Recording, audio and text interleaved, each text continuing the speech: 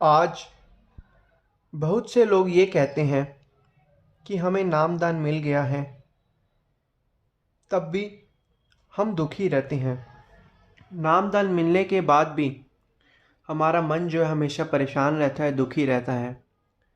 तो लोगों के मन में बहुत से संकल्प विकल्प आते हैं कि हमें जो नाम मिला है कहीं वो अधूरा तो नहीं है, कि जिस संतों महापुरुषों से हमें नाम मिला है, पूर्ण संतों महापुरुषों से, क्या वो पूर्ण है।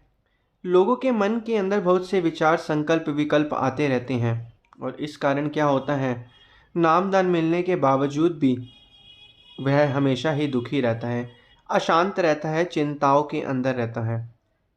अब इसका ध्यान से समझने का कारण क्या है, इसको ध्यान से समझेंगे कि नामदान मिलने के बाद भी मनुष्य दुखी और अशांत क्यों है, उसकी अशांति का सबसे बड़ा कारण क्या है। अब नामदान मिलने के बाद होता है नाम का जाप करना। अब कुछ लोग कहते हैं कि हम नाम का जाप भी करते हैं, बैठते भी हैं, तब भी जो है हमें अंदर शांति नहीं हो रही, सच्चा आनंद नहीं मिल रहा, सच्ची खुशी नहीं मिल रही।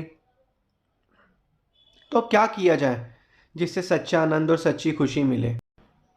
मनुष्य जब भी नाम सुमिरन में बैठता है, भजन अभ्यास करता है, नाम का आराधन करता है, तो मनुष्य का जो मन है वह या तो भूतकाल के में फंसा होता है कि भूतकाल में, या फिर वो भविष्य की चिंताओं में फंसा होता है। मनुष्य आने वाले कल की चिंता जो है करता रहता है, क्योंकि उसका मन जो है एक वर्तमान स्थिति, जो सच्ची स्थिति है, जो सच है, जो दुनिया की हकीकत है, जिंदगी का सच है, वर्तमान सच, उसके अंदर अपना जीवन को व्यतीत नहीं करता। इसी कारण ही नाम जाप भी वो जपता रहता है और लेकिन मन के अंदर बाकी सोचों को भी सोचता रहता है। जिस तरीके से हमने कई बार श्रवण किया है कि एक मयान के अंदर सिर्फ एक ही तलवार आ सकती है, या तो वो तलवार भक्ति की हो सकती है या तो वो तलवार माया की हो सकती है। तो हम क्या कर रहे हैं, हम नाम जाप भी जप रहे हैं और संसारिक चीज़ों के अंदर भी फंस रहे हैं। अब हमें करना क्या, हमें किसी एक चीज़ को पकड़ना है। अगर हम नाम जाप जप रहे हैं तो संसारिक ख्यालों से हमें बचना है और उनसे हमें नहीं जुड़ना। अब कुछ लोग कहते हैं कि हम बचने की कोशिश करते हैं लेकिन संसारिक ख्यालों में हम जुड़ जाते हैं। अब बचने का तरीका क्या है कि मन के अंदर जब भी ख्याल उठे, हमें उस ख्याल से जुड़ना नहीं है। जितना हम उस ख्याल से नहीं जुड़ेंगे, जुड़ने का मतलब होता है जब विचार उठता है तो हमारी सुरती उससे जुड़ जाती है और हम उसको सोचने लग जाते हैं, जिसके कारण हम उस मन के जाल के अंदर फंस जाते हैं। और जो हमें नाम मिला हम उस नाम को जपते हैं और फिर इसी कारण जो दुख और अशांत हो जाते हैं। अब हमें करना क्या है कि हमें अगर हमेशा के लिए सच्ची खुशी, सच्चा आनंद चाहिए तो हमें ज्ञान में ज्ञानी बनकर जीवन जीना है। ज्ञानी बनकर जीवन जीने का मतलब क्या है कि एक ज्ञानी वही होता है जिसको पता चल जाता है कि इस दुनिया में सुख और दुख कुछ भी नहीं है, सुख और दुख सिर्फ हमारी सोच पर निर्भर है। अब ज्ञानी व्यक्ति कौन होता है, जिसे पता है कि ये सारे सोच, सुख और दुख सिर्फ एक सोच है हमारी। जिस सोच से हम जुड़ेंगे वही जो है भाव हमारे अंदर पैदा होगा, और वही अगर वो भाव सकारात्मक है तो हमारी सोच सकारात्मक होगी, तो हमारे अंदर जो है एनर्जी भी सकारात्मक आएगी। अगर वो सोच नकारात्मक है, नेगेटिव है, और भाव भी नेगेटिव होगा तो हमारे अंदर एनर्जी भी नेगेटिव आएगी। तो इसी कारण जो है हम नामदान भी लेते हैं, नाम को जपते भी हैं, लेकिन संसार की सकारात्मक और नकारात्मक सोचों के बीच में फंसने के कारण हम हमेशा दुखी रहते हैं। फिर हमें लगता है हम तो नाम भी जप रहे हैं, हमने नामदान भी लिया है, लेकिन अभी भी हम दुखी और अशांत हैं। यही इसका एक मुख्य कारण है कि मनुष्य का मन जो है संसारिक चीज़ों के अंदर उसको सोचता रहता है, साथ में उसको सच मान बैठा है। असल में वो सारी सोचें जो हैं वो झूठी हैं, गलत हैं, मिथ्या हैं। तो अब यही चीज़ होती है कि हम नाम जाप भी करते हैं और संसारिक चीज़ों को भी सोचते हैं जो दुख और सुख देने वाली होती हैं, और सुख तो है ही नहीं संसार में। तो हमने ये श्रवण भी किया हुआ है कि सुख ना ही रे हरि भक्ति बिना सुख नाही। की भक्ति के बिना तो सुख है ही नहीं। ये तो हमने ग्रंथों में, वाणियों में भी श्रवण कर लिया है। तो यही मनुष्य का जो मन है वर्तमान में ना होकर भविष्य की चिंताओं या भूतकाल के पछतावे में जो है मन जो है जीता रहता है। इसी कारण हम अशांत और परेशान होते रहते हैं।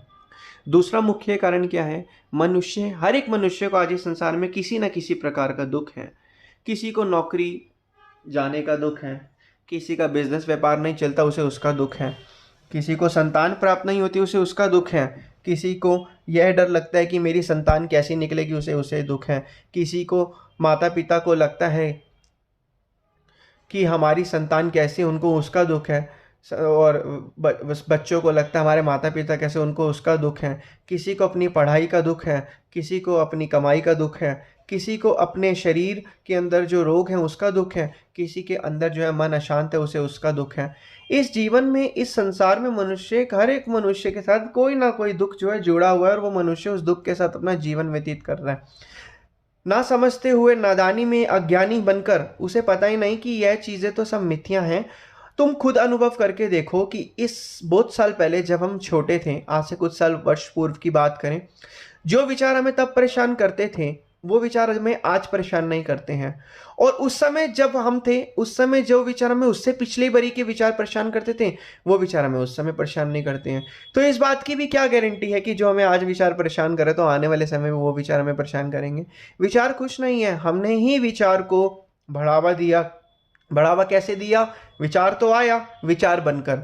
विचार ने तो अपना एक वो करना है कि मैंने तो उठना ही है, मैंने तो आना ही है।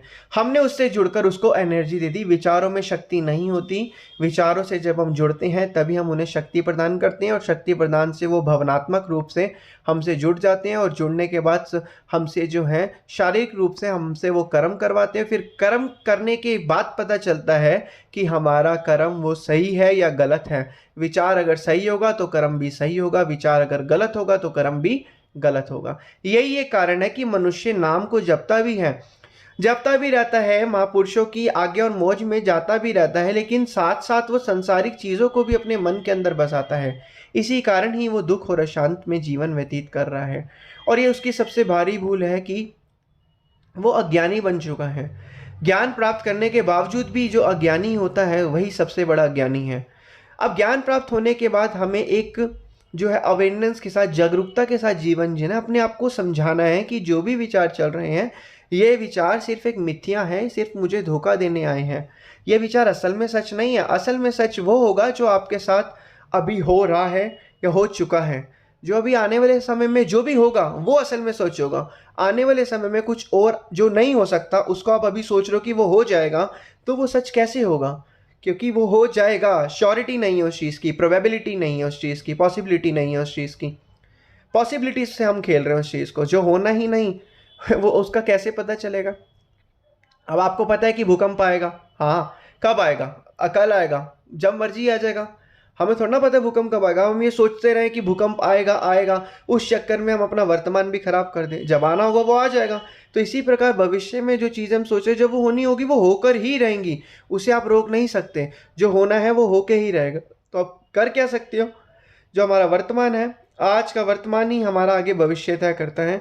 वर्तमान में ज़िंदगी को जीना है, अपने मन को हमेशा वर्तमान में रखना है। जो हो चुका उस पर मिट्टी डालो, जो आने वाले टाइम पे होगा उसका हमें पता नहीं। तो हमें क्या पता है हमारे साथ अभी क्या हो रहा है? तो उसको जीना है, उसको आनंद में जीना है। यही इस जन्म का लक्ष्य है। इन सब चीज़ों को साइड में रख के नाम जाप जपेंगे तो भक्ति का आनंद भी मिलेगा, सच्चा सुख और सच्ची शांति भी मिलेगी।